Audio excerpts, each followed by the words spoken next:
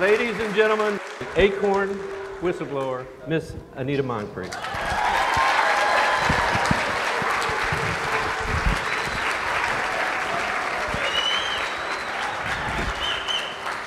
Thank you, and thank you for coming out. Can everyone hear me okay?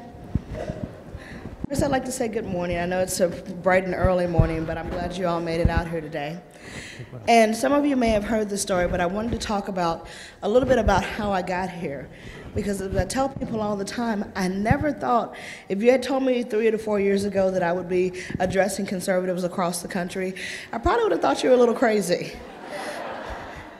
But here I am, so I want to tell you that story and how I got to where I am now. And it starts a little bit back further than you think. In December of 2001, I had gone to DC for the very first time. I was young and idealistic, and I was going to work with the American Bar Association. I came up there as an unpaid intern, and I was working in Northwest DC. So I would have these wonderful lunches with lawyers from across the country, $300 lunches, and then I would go home to Southeast DC. I don't know how many of you guys have ever been to Southeast DC, but this is not what you see on the tour. This is like you go down Pennsylvania, go across the bridge, and it's totally different.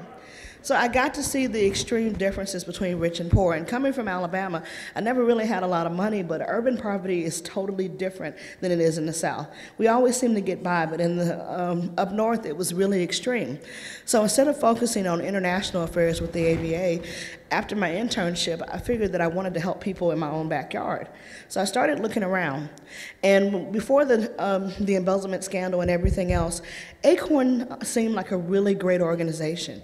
You go to their website and it's all these pictures of people smiling and folks helping out in the community, picking up trash, putting stop signs, and they talked about giving people a voice for the very first time. So I thought, okay, this is something I want to do. I want to work hands-on for the community. So in October of 2005, I came back from Birmingham, Alabama to DC for the very last time to work with Acorn National, which was Acorn Political Operations, and their sister organization, Project Vote. If you guys haven't heard of Project Vote, how many of you have? Good. That's Acorn's voter registration arm. It's also the organization that Obama worked for in the 90s. They are a 501c3 nonprofit, and they were paying my salary, but a lot of the work that I was doing was coming from Acorn. So one of my first tasks when I got there was to investigate the 2004 voter registration fraud allegations. As you guys may remember, there was a huge, and I mean huge, anti-Bush sentiment on the left. Soros had spent millions of dollars on ad campaigns and websites and groups and everything else he could get out there to defeat Bush and get Kerry elected. So out of that came voter registration fraud allegations across the country, from Missouri to Florida to Georgia, Pennsylvania, everywhere. And it was my job to investigate these incidents and put them together in some type of form that the organization could use to defend itself.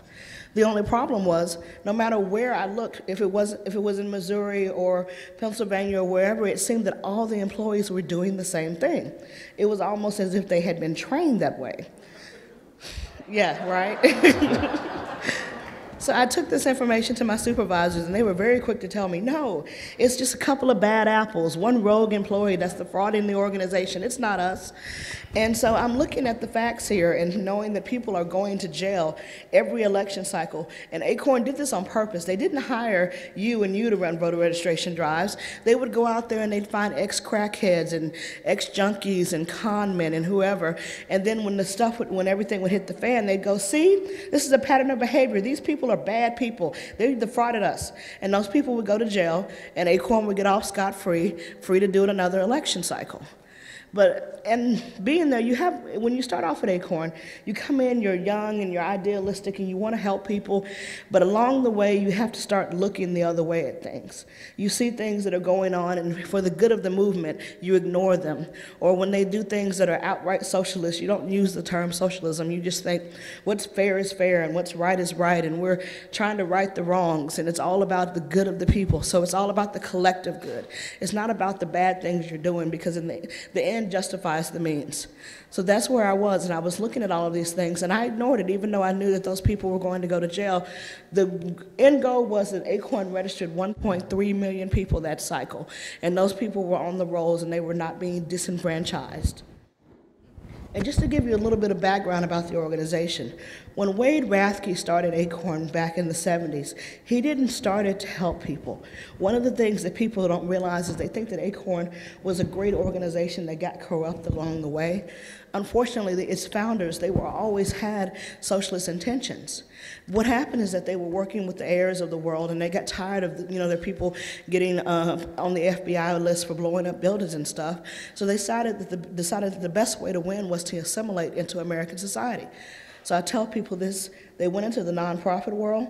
They went into academia, which is why we have so many liberal professors, and in some cases they even went into the Republican Party so they could claim bipartisanship, which is how a lot of these groups get funded in years when Republicans have power. So there we were looking at people that had been there for almost 30 years running an organization, and they were at what Zach Paulette liked to call, Zach Paulette was the executive director of Acorn and Project Vote simultaneously. In 2008, he said we had a once-in-a-generation opportunity, and it wasn't to elect a black president, it was to pass socialism, to fundamentally change the way we were doing things, and Barack Obama was just a conduit to do it. And to get back on that, let's talk about where that was. In 2007, I was sitting at a meeting of Acorn national staff from across the country in Little Rock, Arkansas. And Zach Paulette got up in front of the group, and he told us that he had supervised Barack Obama in the 90s, and that Acorn produces leaders. He was telling us right then and there that we, as community organizers, could be the next president of the United States. And then we began to put together what I always like to call Acorn's socialist wish list. And I'm pretty sure you already know what was on that: cap and trade, universal health care, forced unionism through card check, and a host of other environmental justice issues that would basically give the EPA just carte blanche.